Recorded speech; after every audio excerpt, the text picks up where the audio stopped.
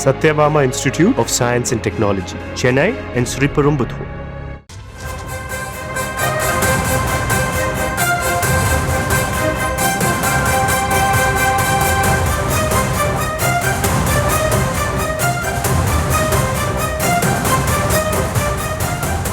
அண்மை செய்தி. தூத்துக்குடியை சேர்ந்த ரவுடி ஐகோர்ட் மகாராஜா என்பவனை சுட்டுப்பிடித்த காவல்துறையினர். அது குறித்த ஒரு அண்மை செய்தியை தற்போது பார்த்து வருகிறோம். கூடுதல் விவரங்களோடு இணைகிறார் செய்தியாளர் சுதர்ஷன். வணக்கம் சுதர்ஷன், விவரங்கள்.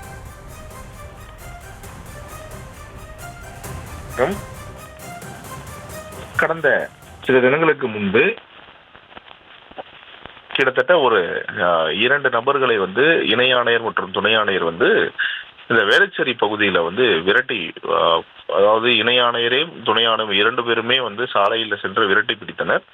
அந்த விரட்டி பிடித்த அந்த அக்யூஸ்டுகள் கொடுத்த வாக்குமூலின் அடிப்படையில தான் தற்போது கைது செய்யப்பட்டிருக்கக்கூடிய இந்த ஹைகோர்ட் மகாராஜன், அதாவது கைது செய்யப்பட்டு காலில் சுட்டு பிடிக்கப்பட்டிருக்கிறார். இந்த ஹைகோர்ட் மகாராஜன் கைது செய்யப்பட்டிருக்கிறார்.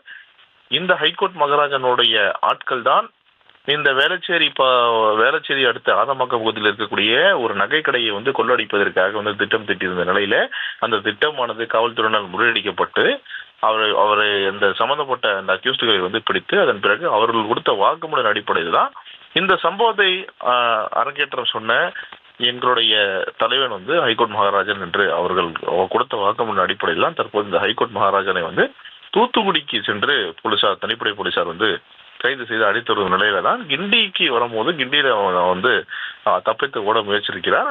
அப்போதுதான் அவரை காலில் சுட்டு காவல்துறையினர் பிடிச்சிருக்கிறாங்க. தற்போது இந்த ஹைகோர்ட் மகாராஜன் அரசு பொது மருத்துவமனை கவர்மெண்ட் ராயப்பேட்டை ஹாஸ்பிட்டல் அட்மிட் பண்ணியிருக்கிறாங்க. அவருக்கு காலில் சுட்டு பிடிச்சதுனால அவருக்கு தீவிரமான சிகிச்சை அளிக்கப்பட்டு வருகிறது. தொடர்ச்சியாக அது மட்டும் இல்லாம இந்த ஹைகோர்ட் மகாராஜன் மீது ஏற்கனவே பல்வேறு கடத்தல் மற்றும் கொள்ளை வழக்குகள் இருக்கிறது, நிலுவையில் இருக்கிறது. அதே போல ஏற்கனவே பிடிப்பட்ட இந்த அக்யூஸ்ட் வாக்குமூலின் அடிப்படையில் தான் தற்போது இந்த ஹைகோர்ட் மகாராஜனை காவல்துறையினர் பிடிச்சிருக்கிறாங்க. இந்த ஹைகோர்ட் மகாராஜனுடைய ஆட்கள் தான் வினோத்.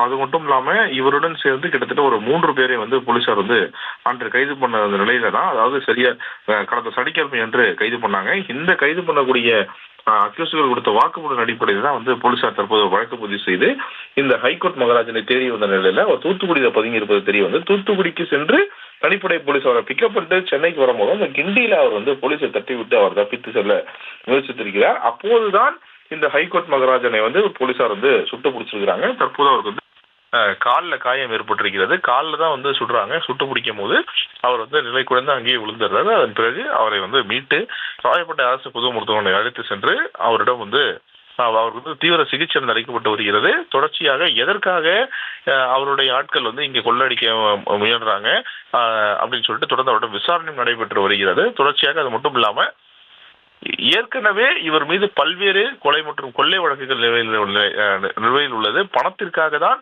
இந்த கொள்ளை சம்பவத்தை அரங்கேற்றுவதற்காக இந்த ஹைகோர்ட் மகாராஜன் திட்டம் தீட்டிருக்கிறார் என்று விசாரணையில் தெரிய வந்திருக்கிறது. சிகிச்சை முடிந்த பிறகு அதன் பிறகு தீவிரமாக போலீசார் விசாரணை செய்ய இருக்கிறார்கள். அதன் பிறகுதான் இவரை கோர்ட்ல ஆஜர்படுத்தி நீதிமன்றத்தில், அதாவது மேஜிஸ்ட்ரேட் முன்னாடி ஆஜர்படுத்தி அதன் பிறகு சிறையில் அடைக்க அதனுடைய வேலைகளை போலீசார் பார்ப்பாங்க.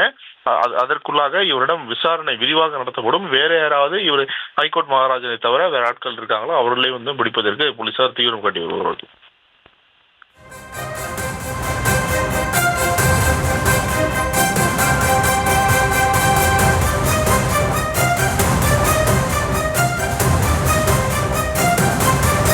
விவரங்களுக்கு நன்றி சுதர்ஷன்.